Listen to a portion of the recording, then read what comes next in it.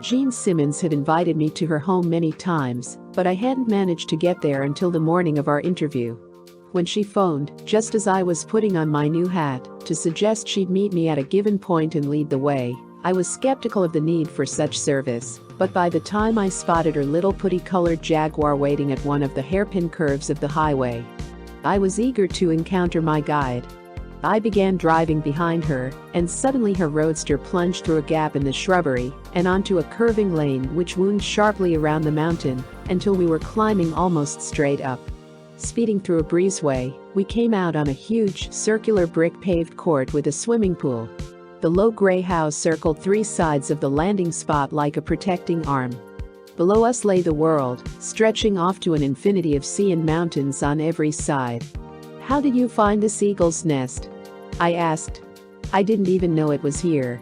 We used to go prowling around, and one day we came on it," Jean said. "It wasn't finished, there was nothing, really, not a tree or a plant or a blade of grass. We completed the building of the house, and Jimmy brought up every single thing, even that birch tree over the kitchen roof. He planted the hill all the way down to the main road, about an acre in all." "An acre of heaven," I murmured as we went inside.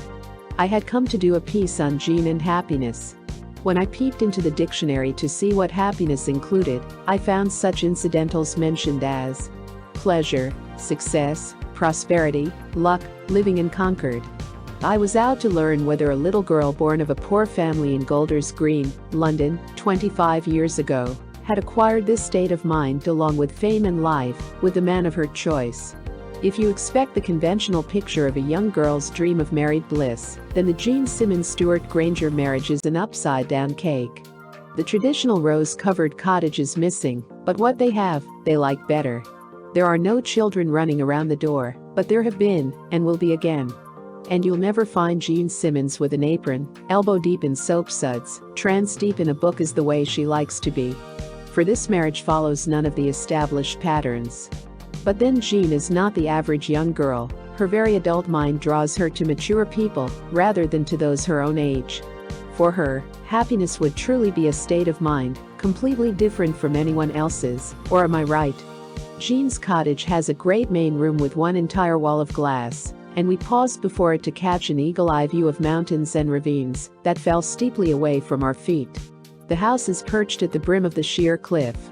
The room itself is an interesting mixture of sport and in the arts, a schizophrenic combination of big-time trophies, fine canvases, Ming porcelains, Tang horses, the most magnificent specimens I've ever seen, Rodin and Jacob Epstein sculptures, and Chinese stone figures of great antiquity. It might make a decorator wince, but the whole is stunning and very original. Jimmy decorated the house himself, Jean told me. He was warned he couldn't combine such warring elements as these, but I think it came out very well, don't you? The question was rhetorical, a courteous gesture. She didn't wait for a reply. "Do you wonder I never want to go out, that I'm content to stay up here all the time I'm not working?" We came into a completely feminine domain as we stepped into Jean's bedroom, soft dove gray and primrose yellow with black and white hangings. Once again, it was Jimmy's taste. "I thought I would hate it," she said, when Jimmy told me the colors he had selected. "But when it was finished, I adored it." The walls were in a rough wood like the main room, painted a soft gray, and from the windows once again we saw that amazing sweep of view, the full circle from this mountaintop. We made the grand tour. Jimmy's room smacked of Africa again. Leopard skins were everywhere, on floor and chairs, and the terracotta corduroy hangings made a splendid setting for their barbaric beauty. Jimmy shot them all on his safari, Jean explained. The bar was a sportsman's dream of models, fish and tackle, gun racks, zebra skin everywhere, and hundreds of tiny model heads of all the delicately beautiful creatures of the veldt spotted the walls. "Jimmy wants to live in Africa," Jean said, as if reading my mind. "He wants a farm there." "What about you?" I managed to ask. "I wouldn't mind living in Africa. Of course I haven't been there, but from what Jimmy has told me I'd love it. He's dying to take me, not on safari. He says he'd be too nervous something might happen to me, but to see the country. He has great passion for that country. And, when we finished admiring, shall we go back to the withdrawing room?" she asked, like a well-trained little schoolgirl. Marriage has made Jean look less like a schoolgirl than she did a year ago. Her Roman haircut, shorter than the average boy's, brings out an adult quality, completely sweeping away the immaturity that was formerly her characteristic. Her simple little black and white check dress, full-skirted and worn with flat-heeled shoes, was modern and in the sophisticated trend of the moment.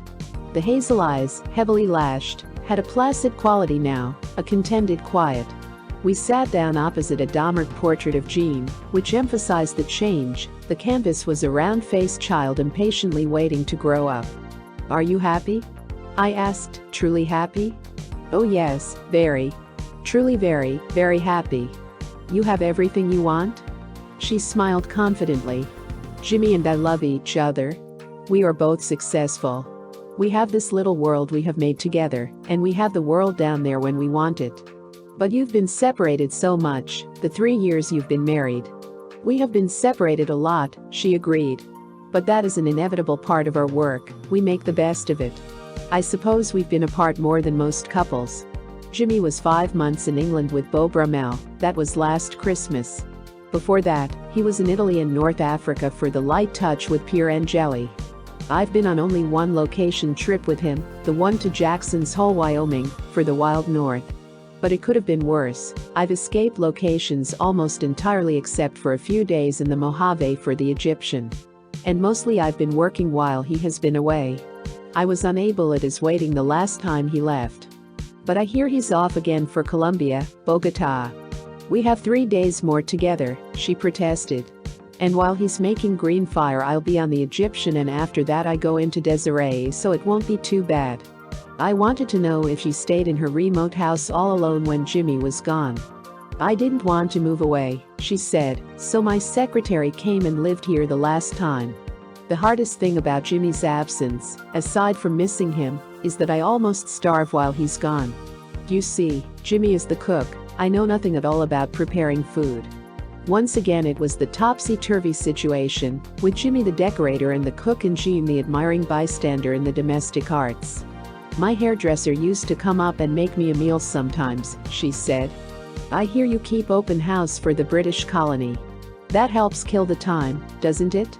"Well, cocktail parties mostly, unless one of my guests happens to know something about cooking. This time it will be different, we have Rushton now. I won't have to worry about getting someone to make meals." Jimmy brought Rushton back from England the last time he was there. He'd been with Jimmy 10 years over there, a combined chef, dresser, oh, a little of everything. "Including a loyal and devoted watchdog when you're alone," I said, and she happily agreed. A jet plane cut off our conversation, turning the acre of heaven into a roaring, vibrating bedlam. "That," said Jean, "is our only intrusion. Fortunately it doesn't happen too often." Jean's story is a strange idyll, a child of 14 who fell in love with a mature man, married and the father of 2 children. Jean was playing in Mr. Emmanuel with Granger's first wife Elspeth March when she first saw Granger in person. Jean played Elspeth's daughter. She was a wide-eyed sprout and terribly excited because she was a Granger fan. She tells me he'd wave at her condescendingly when they encountered each other. Her success in England had been a fairy tale sort of thing. She was one of the kids shipped out of London during the bombings, and when she came back she and her sister Edna had plans to open a school for dancing. Jean even had the license to operate the school when Motion Picture Talent Scout spotted her, and she was cast in some child roles. She got splendid notices, this fabulous urchin that Granger, the man, scarcely noticed. A few years later she played opposite him in Adam and Evelyn. Jimmy had just been separated from his wife. "It was the first time he noticed me as a woman," she said. "We were going together from that time on, but not engaged yet. I recalled the time I first met her in London in 1945, the day she got the part of the slave girl in Black Narcissus. She danced around the tea table with joy, then suddenly she was fearful that she might not be able to do it. The second time I saw her, Elizabeth Taylor brought her to my house when she came to Hollywood after Blue Lagoon. That was in the fall of 1950. She was a bedazzled child with an autograph book in hand, collecting the signatures of the famous. Tell me," I asked her, "were you engaged to Jimmy at that time?" "No, we were going out together, but we weren't engaged." You were very wide-eyed and happy then, as I remember," I told her. "But nobody is happy all of the time, not all of your life, everyone has something to make them unhappy, everyone is miserable at some time or other." "I was utterly miserable in my first 2 years here," Jean admitted. "First I was reluctant to return home because MGM had signed Jimmy to a contract. Then, when I got back to London, I learned that Arthur Rank and Gabriel Pascal had sold me to Howard Hughes in my absence. There was something slighting about selling me as if I were a piece of merchandise. Then I was brought back here for Androcles and the Lion. But I was happy, too, because Jimmy and I were married in Tucson in December of 1950. And after Androcles I was put into other things, but I was wretched in my work. There were lawsuits and I don't know what. I wanted to go to New York but didn't dare because I was afraid I'd be put on suspension by RKO if I went out of town, and that would prolong a contract I wanted to get over with. But finally I was sold again and Made a Bullet is Waiting, which went very fast and is, I feel, a pretty good little picture. And now I'm in 2 things I like and everything is serene again." Then we had luncheon, with Jimmy Granger tossing the splendid salad, which he served with just the correct chilled white wine. We talked of his coming trip, of his preoccupation with foods and the preparation of them, and he told of the differences in his and Jean's tastes. "She hates caviar and I adore it," he said. "I like a baked potato stuffed with caviar and she won't touch it. But she dotes on fish and chips, and she'd die for winkles, a sort of shellfish they sell on the streets in England in little paper bags, much as you sell hot roasted peanuts here. You hook them out of the shell with a pin, a very low taste," he finished, with an indulgent grin. The household animals moved in on us as we sat around the huge living room table, which is covered with tarpon hide and rimmed in ivy green leather, 2 toy poodles, Betty and Bo, mother and son, and 2 identical Siamese cats named Traybert. "We have one name for the 2 of them," Jean explained, "since we can't tell one from the other. It's a combination of Spencer Tracy and Bert Allenberg, and they both answer to it. Jimmy is full of contradictions. He announced he'd never have a cat in his house, then sent me these. And when Betty had 3 puppies, they were apparently all given away. Then, weeks later, back came this little fellow with a note, 'I hope you haven't forgotten old Bo,' and he'd been housebroken and things. It was wonderful. He does thoughtful things like that. One of the unhappy things in my life was the fact that my father died before I made my success. He never knew. The only picture we had of him was one Mother had. Well, when Jimmy was in England this last time, he got the picture from Mother and had it copied for me. I'll fetch it." She came back with a photograph held to her heart. "Here he is." "Isn't that a fine face?" said Granger. It was a very fine face with a firm square jaw, balanced eyes, intelligence and a sane hold on life. He was a swimming champion, too, as well as a schoolteacher, Jean explained. He represented Britain in the Olympic Games of 1912. I was just 16 when he died. When I commented that they had as many animals as Elizabeth and Mike Wilding, Jean said, "Not quite. They have 4 dogs and 2 cats, and the James Masons have, oh, I don't know how many cats and a dog, an Alsatian." The phone rang. "It's Liz," Jean told her husband. "They want to know if we're coming over for dinner tonight." Jimmy said, "Say we'll let them know later on. But they want to know how much meat to take out of the deep freeze." So Granger nodded. "Okay, tell them we'll be over." Liz and Jean have been fast friends for years, and Stewart Granger and Michael Wilding have been pals for even longer. Jean spoke of Jimmy's children, who spent 3 months with them last summer. "It was a delightful time," she said. "They're splendid children, naturally naughty at times, but beautifully behaved in the main and very obedient. They loved it here. Lindsay is almost 7 and Jamie is over 8. They met all the youngsters, but I think the Niven boys were their favorites. When the time came to go, they hated to leave, and yet, they were glad, too, a mixed-up emotion. That old pull of home and mother is very strong. There is both a difference in age and a difference in backgrounds between Jean and her Jimmy. He admits he was a spoiled brat, there was just himself and a sister. He had begun training for a medical life but abandoned it. I had an uncle who was a saint, a general practitioner, he said. I'd seen the slavery of all that, so I wanted to be a specialist. But one day my father told me he couldn't afford to let me specialize, as it would take years and years before I was earning money. I got into the theater in a strange sort of way. I cut my finger and went to a doctor. The doctor's wife was teaching acting. That's how it began. Ellen O'Malley talked me into it and got me a scholarship at the Webber Douglas School of Dramatic Art. I was 8 years in the theater before I made my first film. I'd worked in various repertory theaters and at the Old Vic, and I'd played Rebecca on the West End stage. Then I tore up a £40-a-week contract with Basil Dean to play Lord Ivor Cream in Serena Blandish, with Vivien Leigh, for a salary of £3 a week. It was the best move I ever made. Now, Mike Wilding comes from a family of actors. His grandfather was a singer and an actor, but the two of us worked extra in films because someone told us it was a fine way to meet beautiful girls. Mike was really out to be an art director. And we spoke of Vivien Leigh, her beauty, talent and the tragedy of her life.